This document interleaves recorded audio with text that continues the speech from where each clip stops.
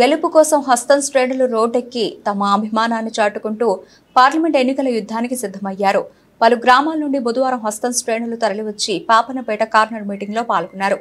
ఈ సందర్భంగా మెదక్ ఎమ్మెల్యే మాట్లాడారు. బడుగు బలహీన వర్గాల బిడ్డ మెదక్ పార్లమెంట్ ఎంపీ అభ్యర్థి నీలం మధుని గెలిపించాలని అన్నారు. ఆగస్టు 15 వరకు 2 లక్షల రుణమాఫీ చేస్తామన్నారు.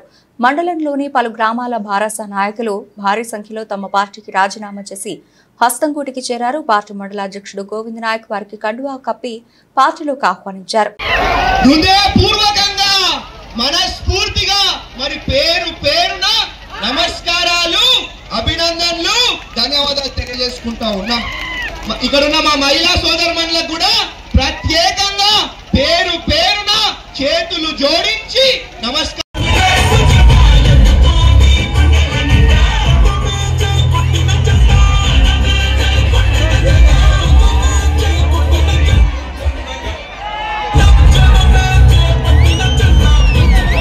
రేవంత్ రెడ్డి గారి నాయకత్వంలో కాంగ్రెస్ ప్రభుత్వం మాట తప్పకుండా మాట మీద తిప్పకుండా ఎన్నికల సమయంలో ఏవైతే హామీలు ఇచ్చిందో అందులోని 6 హామీల్లో 5 గ్యారంటీలను ఇప్పటికే అమలు చేస్తూ మీ ముందుకు రావడం జరిగింది. కేంద్రంలో పార్లమెంట్ ఎన్నికల్లో గెలిస్తే ఏదైతే 5 హామీలు ఇచ్చినామో దాన్ని కూడా చూడ తప్పకుండా అమలు చేస్తామని తెలియజేస్తూ నీలం మధు ముదిరాజు గారికి చేతి గుర్తుపై ఓటు వేసి గెలిపించవలసిందిగా పాపన. మనకు తెలుసు 10 ఏళ్ళు మన జీవితాలు మన గ్రామాలు ఎట్లా ఆగమైనాయో నాకన్నా ఎక్కువ మీకే తెలుసు. 10 ఏళ్ళు చేయనోడంట ఇప్పుడు కొత్తగా వచ్చి మళ్ళా చేస్తాడంట. మనం గెలిచి ఎందుకు సపోర్ట్ చేస్తున్నాడు? ఇప్పుడు మెట్రా తల్లి కనిపిస్తున్నాడా ఇప్పుడు? అయితే 10 ఏళ్ళు చేయనోడంట ఇప్పుడు కొత్తగా చేస్తాడంట. నేను ఒకటే విషయం చెప్తా ఉన్నా, మనం గెలిచి 3 నెలలు కూడా అయితలేదు. కనీసం ఒక చిన్న ఇల్లు కట్టాలంటే, ఒక చిన్న పిల్లగాడు పెద్దగా కావాలంటే 1-2 సంవత్సరాలు పడుతుంది. అట్లాంటిది మనం వచ్చి 3 నెలలు కూడా అయితలేదు. 3 నెలలు కూడా కాకముందే మరి ప్రతి గ్రామంలో కూడా బ్రహ్మాండంగా సీసీ రోడ్లు పడతా ఉన్నాయి. ఇవాళ నిజం కాదా అని చెప్పి నేను అడుగుతా ఉన్నా. మనం గెలిచిన 3 నెలల్లోనే మరి నిజాం షుగర్ ఫ్యాక్టరీని తెరవడానికి ఒక కమిటీ వేసి అది తెరిచే ఒక ప్రయత్నం ఇవాళ మన ప్రభుత్వం చేస్తుందని తెలియజేసుకుంటా ఉన్నా. ఇవాళ వీళ్ళు మాట్లాడతారు. ఇవాళ వినిపిస్తుందా? ఇప్పుడు ఇక్కడ ఉన్న వాళ్ళకు కూడా వినిపిస్తుందా? ఇప్పుడు బాగుందా? ఇప్పుడు బాగుందా? 2 మాట్లాడాలా? అయితే వీళ్ళు ఏం మాట్లాడతారు?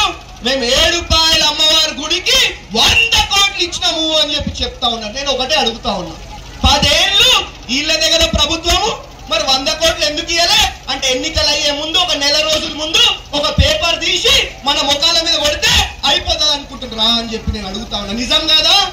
మరి 10 ఏళ్ళు వీళ్ళ దగ్గర ప్రభుత్వంలో ఉన్నది, 10 ఏళ్ళు వీళ్ళ దగ్గర ప్రభుత్వంలో ఉన్నది. మరి అప్పుడు 7 రూపాయల అమ్మవారికి 100 కోట్లు ఎందుకు ఇవ్వలే? మైనంపల్లి రోహిత్ వస్తుందని తెలిసి భయపడి ఆనాడున్న ముఖ్యమంత్రి 2 సార్లు మెదక్ వచ్చి ఒక చిత్తు కాగితం తీసి మన ముఖాల మీద కొట్టింది. అవునా రాదా? అదే మనం వచ్చిన 3 నెలలనే మరి ఆ రోజు 2014 చెప్పారు. ఏం చెప్పారు? మేము ప్రభుత్వంలోకి వచ్చిన వెంటనే నిజాం షుగర్ ఫ్యాక్టరీ తెరుస్తాము అని చెప్పారు. 10 ఏళ్ళు అయిపోయి మొత్తం అన్నీ అయిపోయి తెలిసిరా అని చెప్పి నేను అడుగుతా ఉన్నా. అదే మన ప్రభుత్వం వచ్చిన 3 నెలల్లోనే మరి నిజాం షుగర్ ఫ్యాక్టరీకి ఒక ప్రత్యేకంగా ఒక కమిటీ వేసి అది తెరిచే ఒక ప్రయత్నం మన ప్రభుత్వం చేస్తా ఉన్నది అని చెప్పి తెలియజేసుకుంటా ఉన్నాం. అదే విధంగా మరి 10 ఏళ్ల నుంచి డబుల్ బెడ్రూమ్ అనుకుంటా మన అందరినీ ఏ విధంగా మోసం చేసినా మీ అందరూ తెలుసు. వెనకటికి ఒక సినిమా ఉంటుండే ఆహనా పెళ్ళంట అని. ముంగట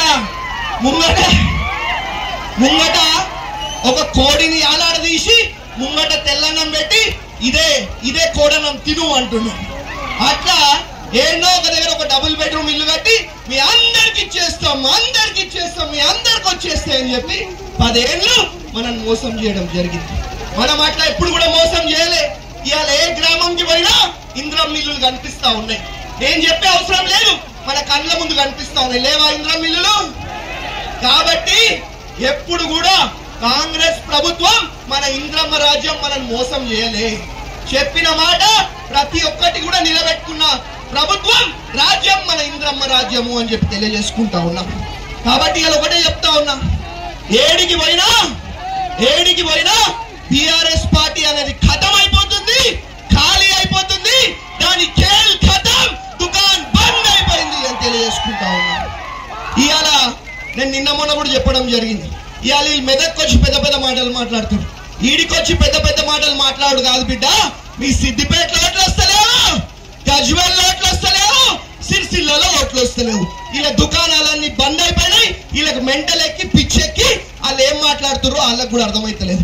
నిన్నొచ్చి ఏం మాట్లాడతారు మాజీ ముఖ్యమంత్రి, గణపురం ఆనకట్ట ఎత్తు పెంచినాడు.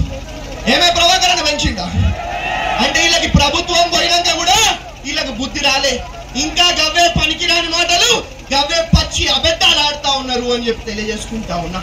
ఇక ఇంకో పార్టీ విషయం మీకు తెలుసు, మనకు ఎవరు పోటీ లేరు, మనకు మనమే పోటీ, చెయ్యి గుర్తే మన పోటీ, చెయ్యి గుర్తుకు ఓటేసి మన కాంగ్రెస్ పార్టీని గెలిపించాలని చెప్పి మీ అందరినీ కూడా తెలియజేసుకుంటా ఉన్నా. ఇవాళ ఇంకో పార్టీ వాళ్ళు ఏమంటారు, మీ అందరిని చూస్తే గట్టిగా జోష్లో మాట్లాడబోదు అవుతుంది, మాట్లాడాలా వద్దా? అయితే ఇంకో పార్టీ ఏమంటది, మాకు 400 సీట్లు వస్తున్నాయి, 400 వస్తున్నాయి, 400 వస్తున్నాయి అంటారు. ఆ 400 సీట్లు ఎందుకో తెలుసా? ఆ 400 సీట్లు వస్తుంట మన దళితులకు, గిరిజనులకు, మన బడుగు బలహీన వర్గాలకు ఇచ్చే రిజర్వేషన్లు బంద్ చేసే ఒక ప్రయత్నం ఈ పార్టీ చేస్తా ఉన్నది. ఈ విషయాన్ని మీరు గుర్తు పెట్టుకోవాలా అని చెప్పి తెలియజేసుకుంటా ఉన్నా. ఎప్పుడున్నా మన పేదోళ్ళకి అండగున్న ప్రభుత్వం కాంగ్రెస్ ప్రభుత్వం, ఎప్పుడున్నా మనకి ఇంద్రమ్మ రాజ్యం అండగా ఉన్నది, కాంగ్రెస్ పార్టీ అండగా ఉన్నది, మన అభిమాన నాయకుడు మైనంపల్లి హనుమంతరావు గారు అండగా ఉన్నారు అని చెప్పి తెలియజేసుకుంటా ఉన్నా. కాబట్టి మీ అందరినీ కూడా తల్లి మీరేం ఆగం కావద్దు, మేమేమైతే మాటలు ఇచ్చినామో తప్పకుండా మాటలన్నీ కూడా నేను నిలబెట్టుకుంటా. నేను మీకు చెప్పడం జరిగింది, మళ్ళా ఎన్నికలు వచ్చే లోపల నేను ఓట్లాడుగా మీ అంతలో మీరే ఓట్లేసేటట్టు నేను పనిచేస్తా అని చెప్పి తెలియజేసుకుంటా. మీ అందరినీ కూడా కడుపులో పెట్టుకొని మరి కాపాడుకునే బాధ్యత నాది అని చెప్పి మీ అందరు కూడా తెలియజేసుకుంటా ఉన్నా. కాబట్టి మీ యొక్క కుటుంబ సభ్యుల్లాగా మీకు ఏ కష్టం ఉన్నా, ఏ సమస్య ఉన్నా, అన్ని కష్టాలు, అన్ని సమస్యలు కూడా తీర్చే బాధ్యత కూడా మరి నాది అని చెప్పి తెలియజేసుకుంటా ఉన్నా. ఏం ఆగం కావద్దు, మనం గెలిచి 3 నెలలే అవుతున్నాయి, నీ 4000 ఏడికి పోవు, నీ 2500 ఏడికి పోవు, ఏం ఆగం కావద్దు. మన ముఖ్యమంత్రి గారు చెప్పడం జరిగింది, ఈ 15 ఆగస్టు లోపల 2 లక్షల రూపాయలు రుణమాఫీ చేసి మనకు చూపిస్తా అని చెప్పడం జరిగింది. కాబట్టి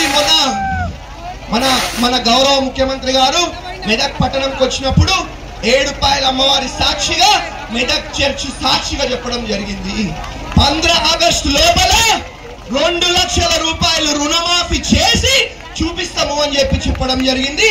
ఆ విధంగానే మరి ఆ మాటను కూడా మరి మేము నిలబెట్టుకుంటాం అందరు కూడా తెలియజేసుకుంటా ఉన్నాం. మనం గెలిచిన 3 నెలల్లో